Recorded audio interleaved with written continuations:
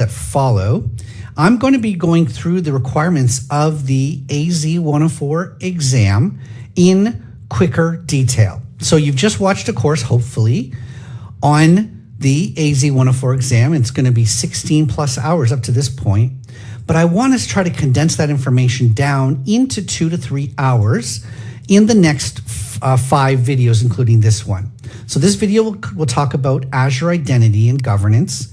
The next video will talk about storage, and the next video compute. Each video should be around half an hour. I'm going to try to keep it in under half an hour, and I'm not going to get into so much detail. We're just going to basically cover each of the requirements of this domain as quickly as possible. Now, I am going to be using the Azure portal as my method of demonstrating. There's no slides to this section. And so when I'm talking about creating a VM, we are going to be going through the wizard to create a VM, and I'll just do that as quickly as possible for each of the areas of this exam. Hopefully that makes sense. So I'm going to assume that you have an account on Azure, that you can go to portal.azure.com, sign in, make sure you are working in either a free subscription or a pay-as-you-go subscription, and let's go. So the first domain of this exam is Entra. And so we're going to navigate to Entra. I have it across my hot bar here at the top. It's also in my menu, but you can just type Entra ID in the search box, and you will see it come up under list of services. So we're going to start off on the left here under Manage, and you can see the types of objects that the Entra ID service manages. First off is users. So there are 2 types of users. There are members and there are guests.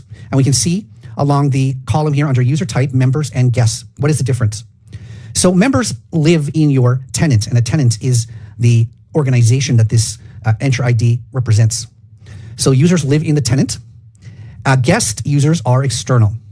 So we can invite a guest to get access to our resources, but they're not principally living in our tenant. They're just linked from an external source. Users have their user ID, password, and other profile details that live here. Now, when it comes to members or users, remember that there is an on-premises Active Directory or AD, and so you can actually synchronize your on-premises users to the cloud in Entra using Entra ID synchronization.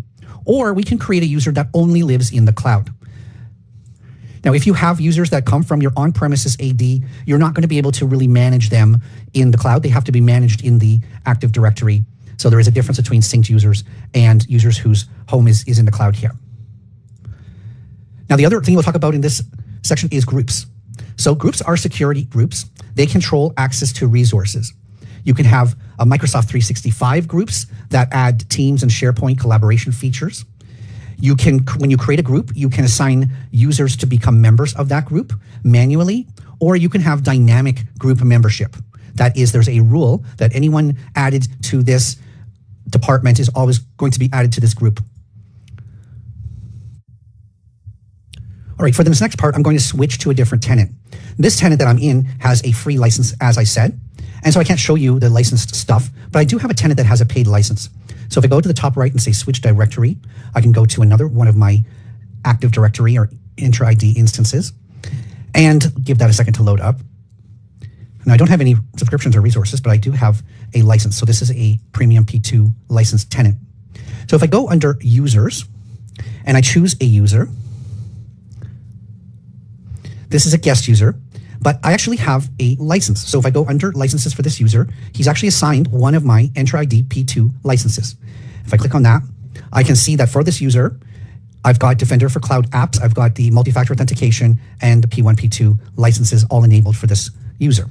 Now, there is a price. Obviously, you pay per user. And the good news is of all your users, you may have hundreds of users, but maybe only 100 out of your hundreds of users, only 50 of them require licenses. So you can actually pay for licenses and assign them manually to whoever you think needs it for those features. Now, one feature that requires licenses is the self-service password reset. So if you have an organization, then you allow users to modify their password, or you don't allow users to modify their password, or only selected groups can modify their password. So I'm going to say in this organization, I'm going to allow all users, if they wish, to modify their password. You can see when we go on authentication methods, the question is how many authentication methods are required in order for someone to change their password. And I, in this organization, only require one method, and they have availability of email and phone. You can see Microsoft is retiring the concept of security questions next year. So there's going to have to be some kind of mobile app, or again, email and phone still apply. All right, so in terms of review, this is as far as going for users and groups. Let's move on to talk about role-based access control. All right, so now that we've seen how users and groups are managed within Entra, let's talk about the actual security, which in Microsoft Azure is generally called role-based access control.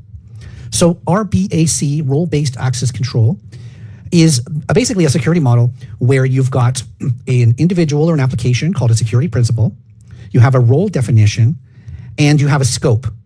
And so for every person or application, they are assigned one or more roles, and those roles have permissions to do certain things. Could access a virtual machine or an app, or access a resource group. There's also administrative roles within Azure and things like that. And you can have multiple role assignments on an individual. So I'm going to demonstrate this to you by going into one of these resource groups. So the role-based access control is managed at the resource level. And so if I go into a resource group as an example, there is this menu called access control. And you can see that there's a overall list of roles. And so these are across all of Azure. Actually, there is hundreds and hundreds of these roles predefined. Look, we're still in the A's. There's 915 predefined roles at this time. And then there's some generic roles like owner, contributor, reader. Whenever you see owner, this is the top level of access. It grants full access to manage all resources, read and write, create and delete, as well as assign permissions to others with that. So the owner can actually create other owners or even other users. Contributor is a read and write permission to all resources, but you can't then create another user that has permissions. You can't grant permissions to anyone. And reader is just as it sounds. It is a read-only permission. You can view all resources with read-only access, but you can't modify them, delete them, create them, etc. But then on individual resources like Azure Container Registry, like API management services, app configuration service, there are individual permissions per service.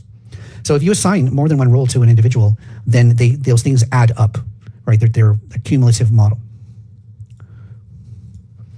So if I look at myself, I'm going to say check access, and I'm going to search for my account here. And I can see that at this level, at this resource group level, I have 4 roles, and these roles have been all inherited from the subscription level, from a management group level, or even root level. These are my roles. So I don't have any specific role for this group. All the permissions that I have come from higher level things. But still, even though I probably have full permissions on everything in here, I can still assign myself additional permissions. So if I go under, let's say I go under roles and I say add role assignment, I can pick a role. So I search for virtual machine roles, and there is a virtual machine contributor. It lets you manage virtual machines, but not get access to them or not the storage account or virtual network. So let's say I choose this virtual machine contributor role. I can select who gets access to that role. So I have a number of fake accounts in this Active Directory, and so I've chosen the user Tom Smith. So Tom Smith is going to be granted the permissions of a virtual machine contributor for any virtual machines in this resource group. So I'm scoping this to the scope of the resource group. We can see that under scope, it's the resource group AZ900 course scope, and Tom Smith is getting virtual machine contributor permissions. So I can then assign him that permission. So this is how you use role-based access control to manage and assign permissions to specific users for a specific task within your Azure subscription. And not only at the subscription level, but this can be inherited by individual resources, of course. Now, I should point out that there is a propagation that takes place. So if Mr. Tom Smith was to go and check that he can have contributor permissions to virtual machines, it might take a few minutes to take effect. So he would have to wait 10 or 15 minutes before it goes into effect. But that's just the way it works. So let's move on to talk about subscriptions and governance. This little key icon in my menu is for subscriptions. Now, I actually have 3 subscriptions, and I've only filtered so that 2 of them are active. So I select a subscription that I want to look at. When I go into the subscription overview, I can immediately see things like my spending, cost by resource, number of resources I have against my subscription, etc. So the subscription is the basis for which things get charged. So all resources must belong to one and only one subscription, and a subscription has a billing element where a credit card or a corporate account where the bill gets sent to. So right now I've spent $69, and at the end of the month, if nothing changes, I will be charged $69 for the subscription. So this is the unit of measure for how things get billed. Now there's actually a hierarchy above subscriptions called management groups. And by default, you're not going to put your subscriptions into a hierarchy. But you can actually create groups that contain other groups, and you can distribute. If you have access to a lot of subscriptions, you can logically organize them into various folders, subfolders, things like that. Purpose of that is so that you can manage your subscriptions as a group. So in the root group, for instance, I have 3 subscriptions, and I can create certain resource groups that are going to be common among all 3. I can create permissions policies. So I can create an Azure policy at the root group level or any group level that would get distributed to subscriptions that are under that group. So it's basically a way of doing management across multiple subscriptions. Apparently there's a limit. You can have up to 6 levels deep. And so any RBAC or policies applied here are inherited to the child subscriptions and can't be overridden by those child subscriptions. Speaking of policies, if we go to the Azure Policy Service, we're going to see that Azure Policy enforces organizational standards. So the basis for this is called a definition. And once again, Microsoft gives you thousands of definitions, 3,400 at the current time, built-in definitions that allow you to enforce whatever organizational standards you have against your resources. So think of it like this. Let's imagine that you require SSL, or in this case, TLS, but you can say SSL connections to all your databases. That could be one of your organizational standards. And so you can say, like this is a preview one, but enforce encryption in transit across all Azure services. And this is a group. There's 17 policies buried in this. You can see functions, you can see app services, you can see storage accounts. If we choose any particular one of these, we can see that an Azure policy comes down to a JSON document, which is called a definition. Now, these are actually pretty readable, and we can see that this particular standard is going to it doesn't deny it or block it. It just forces this to show up on a report. So the effect of this is there's going to be a report that says which storage accounts don't have secure transfer. And you'll see the resources it applies to is Microsoft storage/storage accounts. It's checking a particular parameter called HTTPS traffic only. If it says false, then we know that this needs to go on a report. So what you want is HTTPS traffic only to be true. All right, like I said, the parameter of this is an audit. So an Azure policy is a very good way to enforce your organizational rules against your resources. So instead of just telling developers that all resources must be HTTPS only, then you can actually enforce that, have Microsoft Azure enforce those rules. If you don't like any of these policies or you need to customize it, you can create custom policies, or such a thing as a custom policy. So if I clean this out and I just said I want to see the custom policies, I don't have any. All right, the next governance thing that we can possibly talk about are resource locks. I'm going to go back into a resource group, and I'm going to go under settings, locks. So resource locks are a way that you can apply at the subscription, resource group, or individual resource level. There are 2 types of locks. One is called delete, cannot delete. So users can read and modify the resource, but not delete it. Read only means that the users can only read the resource, but not modify or delete it. So locks apply regardless of your permissions. So if you have the permission to delete the resource, but there is a lock on it, you still will be denied the ability to delete it until you delete the lock. So you have to then remove the lock. It's also possible not to have permissions to modify locks. And so you can have a situation where you can create or delete resources, but some resources are locked and you don't have permission to modify the lock. And so that's a good security method for locking down some resources that nobody can touch. All right, so the next type of governance thing I'll talk about is the concept of tags. Now, when you create a resource, you are always given the choice to add tags. Tags are key value pairs, and they are applied to resources or resource groups in this case. They're not inherited, so you're going to need to apply them one by one to resources if that's what you want. You can use an Azure policy to deal with inheritance, so there is a policy for inheriting tags. And this is generally used for cost tracking, automation, and reporting and other types of governance. You can have a maximum of 50 tags per resource. Now we're looking at resource groups, and these are containers for resources. So you can see I have 2 resources in this resource group. You don't have to, even though your resource group lives in a location, the resources inside do not have to live in that same location. This one is one that does, but it's not mandatory. Deleting the resource group deletes all of the resources in it. And you can actually move resources. So if you go into the resource, there is often a move option such that you can change it from one group to another, just so for organizational purposes. All right, the last type of governance thing we'll talk about is cost management.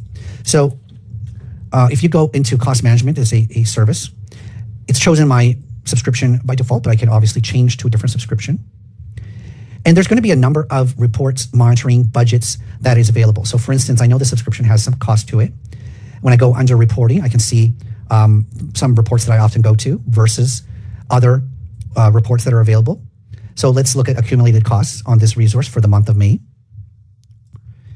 And we can see that as the month has gone on, how my costs have changed. There was I had a VM that was costing me about $2 a day, and that was just running. And then at some point, I started creating other resources like Cosmos DB and PostgreSQL, and the cost was to go up. But I can see, based on my costs, what resources have accumulated most of that. So virtual machines, my PostgreSQL database, a storage account, there's some VNet costs, Redis. I've been running some Redis too. I can see which regions these are and which resources. This is an open cloud server that's costing me the most, but I've got other demos that have costs associated with them. I can drill down into these. If I want, I can add filters. So let's say I only want to know things that were for virtual machines. If I scroll down a bit, I can see the B series virtual machines. And this will change the information on the screen based on filters. I can have it grouped by location and things like that. Now, one of the more useful things you can do is set up alerts and budgets. So for instance, I have a budget on this that I set to $50, and the budget has gone off a few times since this month has been going on. I call it spending too much. So I consider $50 to be a higher than average month. It resets monthly, and it's just, budgets have a start and end date, but this one is going to last for a few years. Now, budgets don't actually stop the spending.